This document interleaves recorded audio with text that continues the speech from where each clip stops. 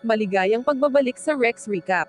Ang pelikulang ito ay nagsasabi sa kwento ng isang preso na pinilit ng warden ng isang kilalang bilangguan na makipagkompetensya sa isang karera ng kotse. Kung saan, ang mga bilanggo ay dapat na malupit at patayin ang isa't isa sa daan patungo sa tagumpay. Magagawa ba niyang manalo sa karera na makapagpapalabas sa kanya sa bilangguan? Alamin natin sa Death Race. Nagsimula ang Death Race sa pagbagsak ng ekonomiya ng Amerika. Dahil dito, tumaas ng husto ang bilang ng krimen, kaya maraming kriminal ang itinapon sa mga kulungan na pinamamahalaan ng mga pribadong kumpanya. Ang isa sa mga bilangguan ay ang Terminal Island Penitentiary, na pinamumunuan ng isang babaeng nagngangalang Claire Hennessy. Sa kanyang kulungan, si Hennessy ay madalas na nagdaos ng isang kaganapan na tinatawag na Death Race, isang brutal na kompetisyon kung saan ang mga bilanggo ay nakikipagkompetensya upang manalo. Tiyak na hindi inayos ni Hennessy ang kaganapan ng hindi nakakakuha ng mga benepisyo. Para kumita, ibine-broadcast niya ang karera sa internet. Isang hapon, isang nakamaskara na magkakarera na nagngangalang Frankenstein, ang sumakay sa kanyang sasakyan sa isang karera sa bilangguan. Kasama niya ang kanyang babaeng navigator, si Case. Pinayuhan siya ni Case na magdahan-dahan para maiwasan nila ang sunod-sunod na putok ng kanilang kalaban na si Joe. Ngunit tumanggi si Frank na gawin iyon dahil malapit na sila sa finish line. Sa halip ay itinapon ni Frank si Case palabas ng sasakyan. Ilang sandali pa, nagawang pasabugan ni Joe ang sasakyan ni Frank. Ang pagsabog ay agad na ikinamatay ni Frank. Sa isang pabrika, ang isang manggagawang nagngangalang Jensen Ames, ay nakikita sa trabaho habang ang ibang mga manggagawa ay nagpapakita ng protesta laban sa napakababang sahod ng kumpanya. Humingi ng tulong ang pabrika sa SWAT team para ihinto ang demonstrasyon. Nang maganap ang kaguluhan, nakita si Jensen na tinutulungan ang kanyang kaibigan na nasaktan sa isang demonstrasyon, ngunit sa kasamaang palad, si Jensen ay inatake ng SWAT team, kaya't siya ay nanlaban sa SWAT team na sumalakay sa kanya. Long story short, umuwi si Jensen. Siya ay may asawa at isang 2 buwang gulang na sanggol na babae na nagngangalang Piper. Gayunpaman, pagkatapos maligo, nakita niyang namatay ang kanyang asawa sa kusina ng kanyang bahay. Pagkatapos nang lumingon siya, isang lalaki ang biglang nag-spray ng likido sa kanyang mukha, na nagpatulog kay Jensen. Ilang sandali pa, nagising si Jensen na may hawak na kutsilyo. At nang suriin niya ang kanyang paligid, pinalibutan siya ng mga pulis. Agad na dinakip si Jensen at dinala sa himpilan ng pulisya. Sa panahon ng paglilitis, si Jensen ay sinintensyahan ng habang buhay na pagkakulong, habang si Piper ay inilagay sa isang ampunan. Pagkalipas ng 6 na buwan, ipinadala si Jensen sa Terminal Island Prison.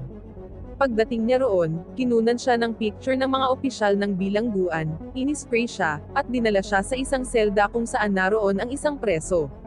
Hindi nagaksaya ng panahon, inatake siya ng bilanggo nang makaalis sa selda ang opisyal ng bilangguan.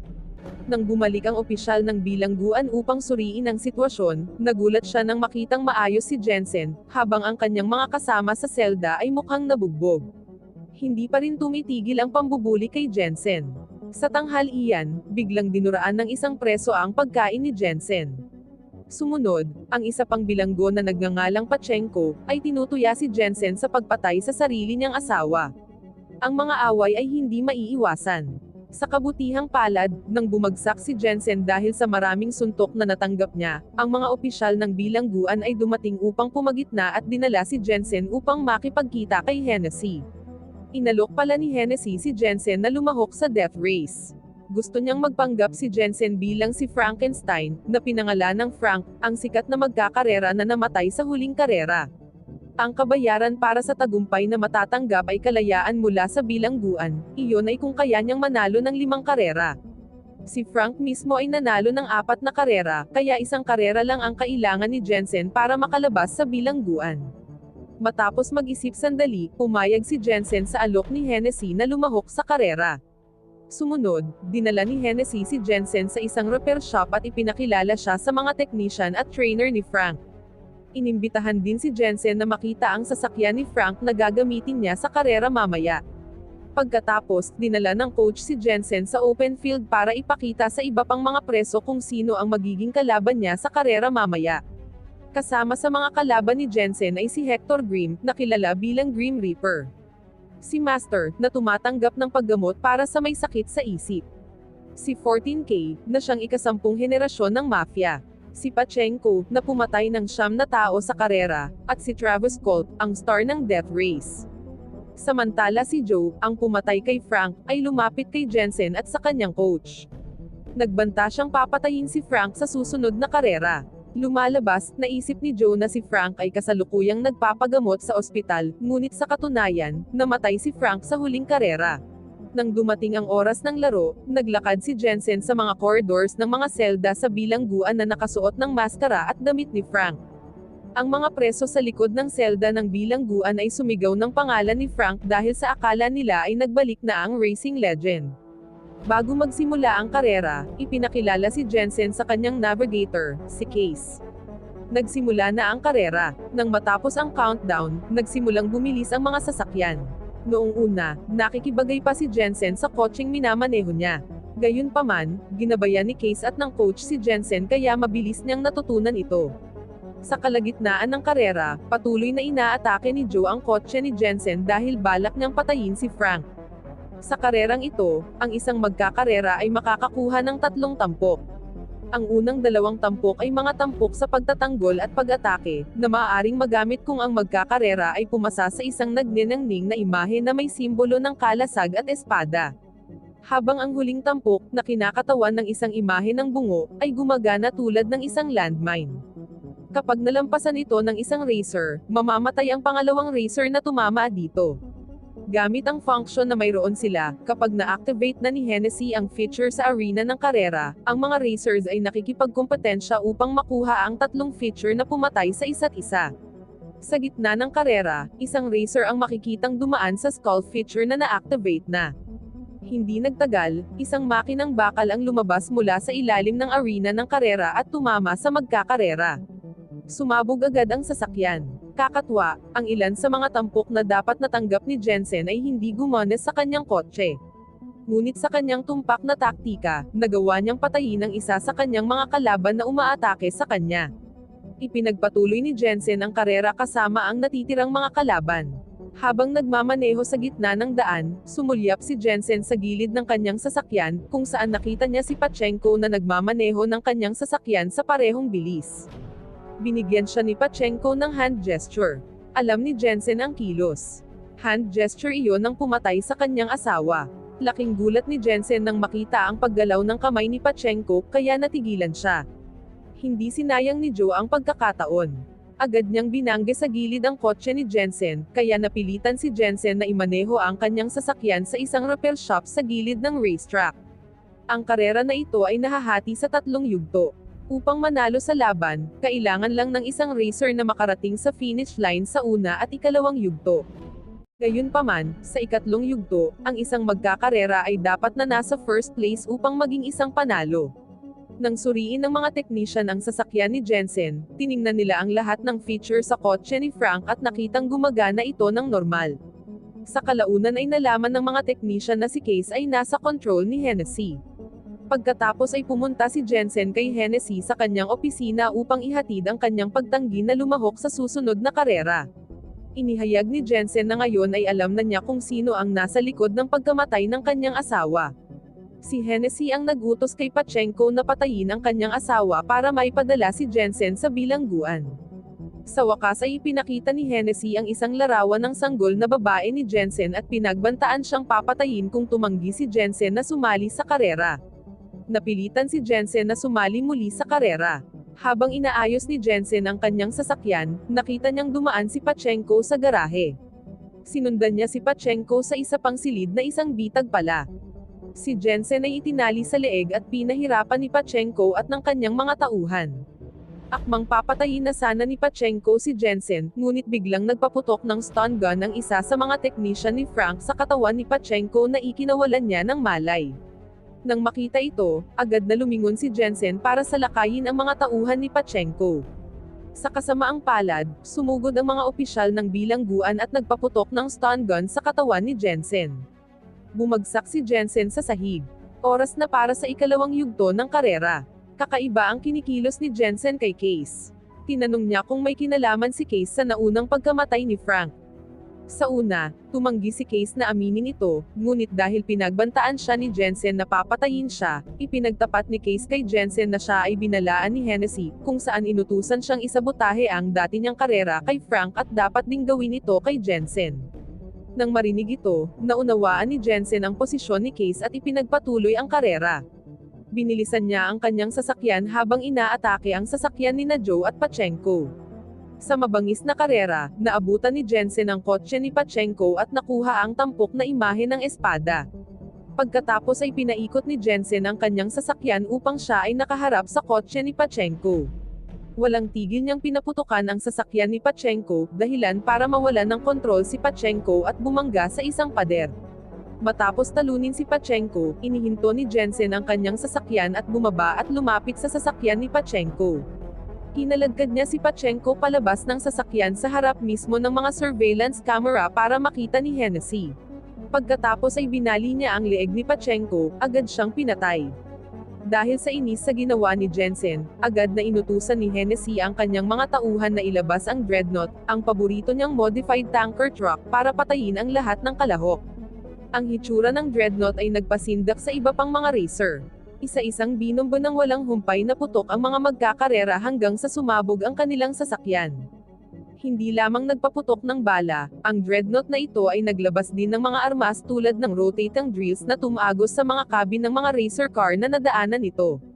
Agad na pinatay ng drill gun ang mga racer at ang kanilang mga navigator. Mukhang hindi pa doon nagtatapos ang kalupitan. Mayroon pang ang isang racer na binaril gamit ang isang kanya ng malapitan hanggang sa sumabog ang sasakyan.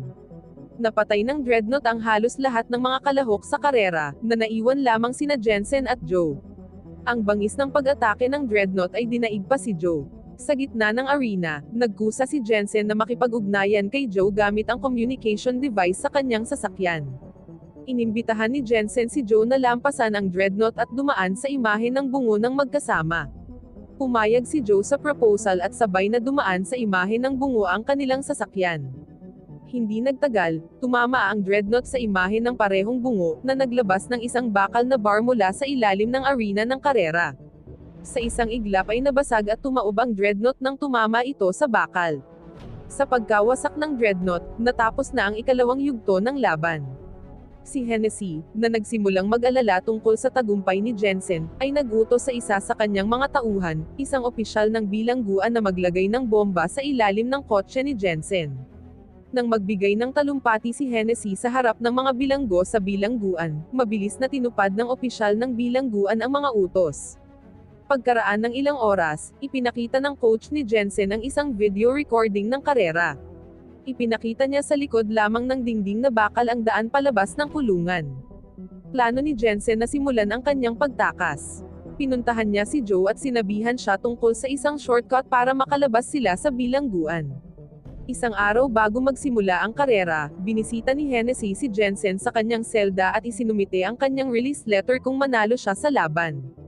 Gayunpaman, ito ay isang pandaraya lamang dahil alam ni Hennessy na si Jensen ay mamamatay sa karera. Ang huling yugto ng death race na may dalawang racer lang, sina Jensen at Joe, sa wakas ay nagsisimula na. Pagsakay niya sa kotse, nakita ni Case ang maraming nakikitang pagbabago sa sasakyan. Ipinaliwanag ni Jensen na ang kanyang sasakyan ay binago. Iginiit ni Case na tutulungan niya si Jensen para manalo sa laban. Hindi na niya susundin ang utos ni Hennessy.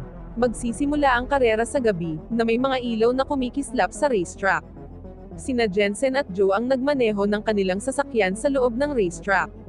Sa huling karerang ito, binuksan ni Hennessy ang feature para kay Joe ngunit hindi para kay Jensen, kaya madaling mabaril at maatake ni Joe ang kotse ni Jensen. Pagkatapos, walang humpay na binaril ni Joe ang sasakyan ni Jensen. Sa hindi inaasahan, pagkatapos na buhayin ni Hennessy ang tampok na rocket, hindi itinutok ni Joe ang rocket kay Jensen, ngunit sa bakod na hangganan ng kerahan. Agad na nawasak ang bakod kaya mas madaling makadaan ang kanilang sasakyan. Nang makitang nakatakas ang kanyang bilanggo, agad na inutusan ni Hennessy ang kanyang mga tauhan na arestuhin sina Jensen at Joe.